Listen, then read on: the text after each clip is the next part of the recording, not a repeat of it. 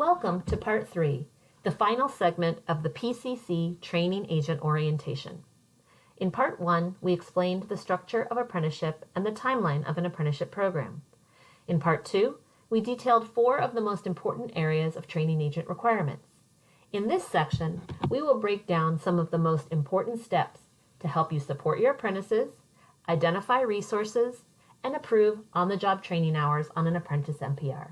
The steps to success. Step 1 starts with supporting apprentices by keeping track of their progress. This chart represents advancement through a sample apprenticeship program. Your apprentices program may be longer or shorter, but the basic idea is that every month they are logging and reporting hours they work, OJT, and hours they spend in class, RT. And when they get a certain amount, they can move from one period to the next. This is called a re-rate. As mentioned in Part 2, each period that an apprentice moves to is also associated with a higher percentage of the journey level wage. So a re-rate could also mean a pay raise, but that will depend on an apprentice's own individual salary and any apprentice wage structures that the training agent employs internally. But no matter the length of the program, you can see from this sample chart a very typical period consists of 1,000 OJT hours and 72 RT hours. The state uses a standard 40-hour work week and a 30 to 33-hour class term to create this chart, which allows the potential for advancement approximately every 6 months, so that if an apprentice works 40 hours a week on tasks that are all able to be logged on their MPR, they will accrue about 1,000 OJT hours in 6 months. This does not mean apprentices will absolutely be re-rated every 6 months. Some apprentices will advance more quickly and some more slowly. While it is important to closely track your apprentice's progress, it's not immediately a cause for alarm if your apprentice is not advancing exactly every 6 months. As an employer, some things to consider when tracking OJT include making sure apprentices are getting the opportunity to log hours in all the required work process categories and being aware of delays that might occur if they're not. Some things to consider around related training include making sure you're arranging work schedules that allow apprentices to attend class and regularly checking in with your apprentices to make sure they are doing well in class. Failing a class or having attendance problems can have very serious impacts on apprenticeship progress. If you're interested in having access to view your apprentices' records in the trade school software, please reach out to us. We are happy to set you up with that access. Let's talk briefly about how re-rates happen. It's useful to understand that regardless of when an apprentice started the program, each committee is required by the state to evaluate every apprentice in the program every 6 months. This means that there are 2 committee meetings scheduled each year as automatic re-rate meetings, and those are clearly noted on the calendar. Apprentices do not need to take any action for the committee to evaluate their progress at these meetings. It happens automatically, and apprentices will receive a letter in the mail informing them of the action taken by the committee.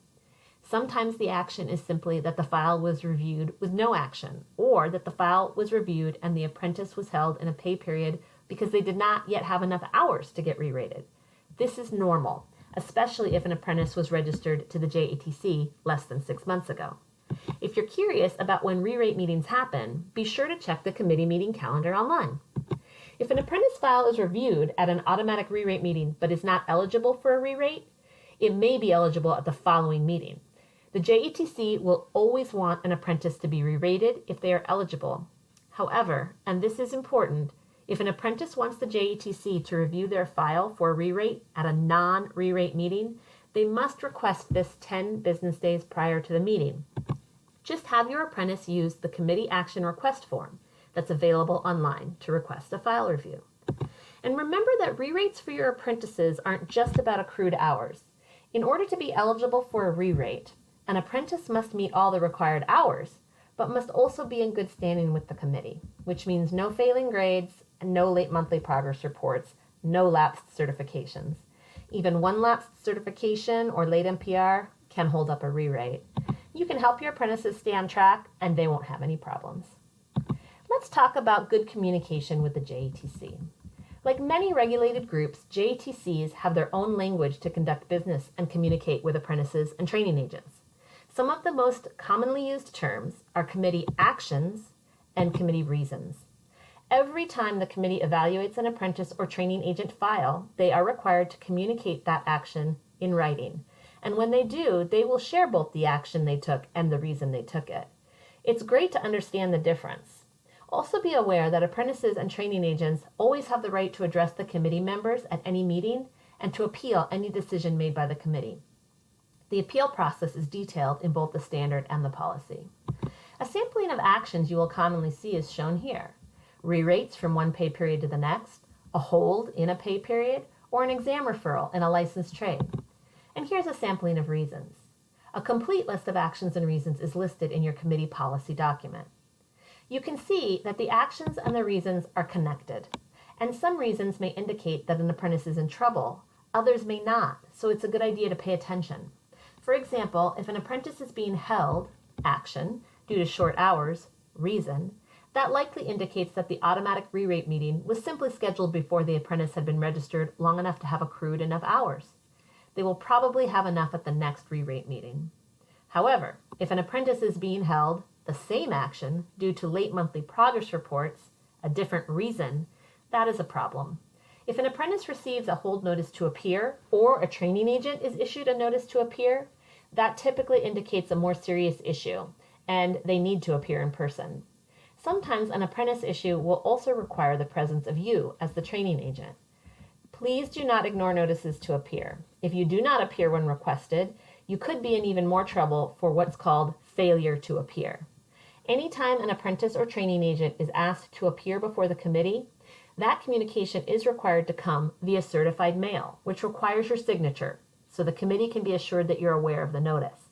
If you receive certified mail from the committee, it's your responsibility to make sure you're able to sign for and receive that mail. The most important thing always is just don't ignore communication from the JATC. And even more important, don't be afraid to reach out if you have any questions or you need help. Let's talk about step 3, identifying resources. Nearly all the forms and information that you or your apprentice needs are available online at the PCC Apprenticeship and Trades webpage shown here. It is incredibly important for you to bookmark it. And let your apprentices know that if they're on campus, many of these documents are also available in hard copies outside the apprenticeship office at Swan Island. Some things that you and your apprentice will use most often, all of which are available online, are things like the committee action request form, which I've mentioned earlier. If you as a training agent need to apply to add a new apprentice, that's online too. You'll find blank MPRs, which your apprentices may need to verify class hours for an elective class. And there's tons of other important information. The order of the classes for your apprentices and which terms they take them. A committee meeting schedule for each committee, including those automatic re-rate meetings. That standard and policy we've been talking a lot about, always available online. And in the off chance that your apprentice has to take an elective, there's an approved elective list.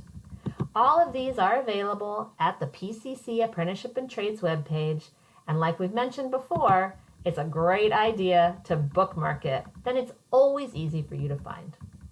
And our last step for success is prioritizing the MPR and helping your apprentice prioritize it. The monthly progress report is the mechanism by which the JATC and the state knows how an apprentice is progressing.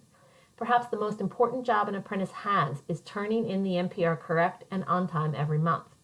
You can see as an overview, the MPR is due on the 1st of every single month. It's late after the 10th. It is a 2-step process. First, the apprentice is going to log all their hours, both their OJT hours and their RT hours, with the trade school software. But they're not done, because the next step is they have to get those hours verified. The journey worker verifies the OJT, and the instructor verifies the RT. The MPR is not processed until all hours are logged in trade school, all hours are verified as appropriate, and any errors have been corrected.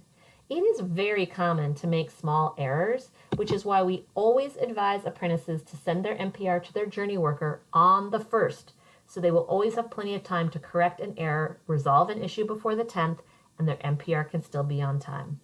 It is always the responsibility of the apprentice to make sure that the MPR is turned in on time, but as the training agent, you can certainly help them with that.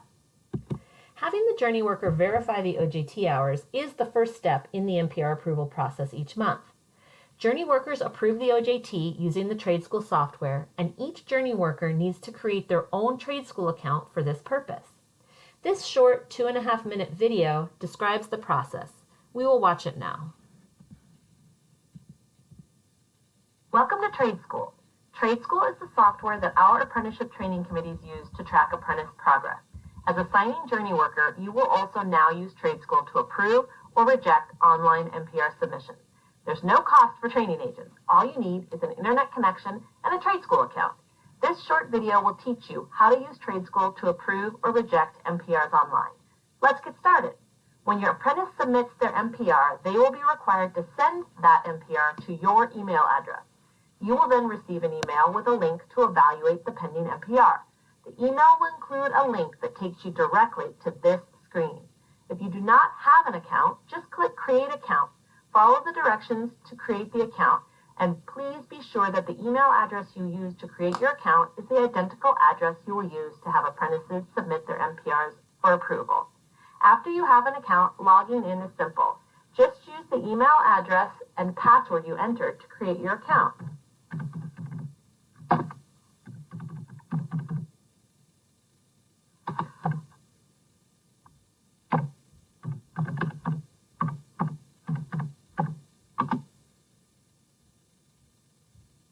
Once you log in, you will see a dark blue menu at the top with main headings. When you first log in, you will always be in the My Account tab. This is the tab where you will see any apprentice NPRs, Trade School calls them evaluations, that are pending for your approval. You can see that in this account there is a pending apprentice evaluation, as indicated here by the red number 1. If there are no pending NPRs, the Evaluations tab will not be visible. When you click the Apprentice Evaluations tab, you will see a list of the evaluations that are pending your approval. Simply click the Evaluation Form button on the far right and follow the prompts to complete the evaluation. You will have two options, to approve or reject the NPR. To approve the NPR, simply answer the 5 apprentice performance questions shown here,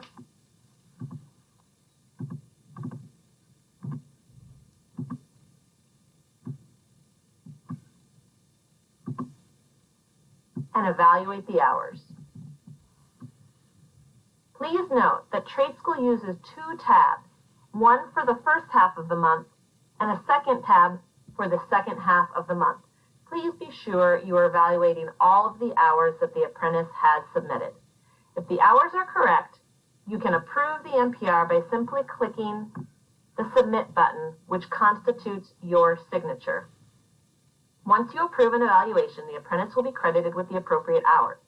Please know that an apprentice will not be able to view or print their NPR until after you have approved it. Alternately, if you notice any errors, you can reject the NPR by asking the apprentice to make changes and resubmit. Simply document the changes right here and click the Reject button. If you reject an evaluation, it will go back to the apprentice to make changes. They will need to resubmit. Once they resubmit, you will just follow the same exact steps to approve the new version. And that's all there is to it. We hope you'll find this process simple and helpful. If you ever need any assistance, please do not hesitate to ask the apprenticeship staff. And when you're all done, don't forget the last step, log out.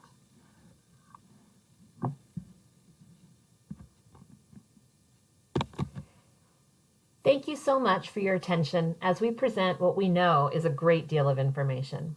We know that navigating the world of registered apprenticeship can seem daunting. Don't be afraid to ask any questions along the way. We're here to support you and your apprentices. So let's talk next steps. At your registration meeting, you will be brought before the committee to be formally registered as a training agent, and will also have the opportunity to meet the committee members and ask any questions. Sometimes the committee may also have questions for you about your workplace. After your registration meeting, you will receive a welcome letter in the mail from the administrator confirming your registration and sharing some details about EEOC guidelines and registering future apprentices. Please keep this letter for your records. And now that you're a registered training agent, you are approved to register new apprentices at any subsequent meeting of the JATC, provided that the apprentice has successfully completed their application and met all of those deadlines. And if you have any questions about anything contained in this presentation, feel free to bring them to the attention of apprenticeship staff or to your registration.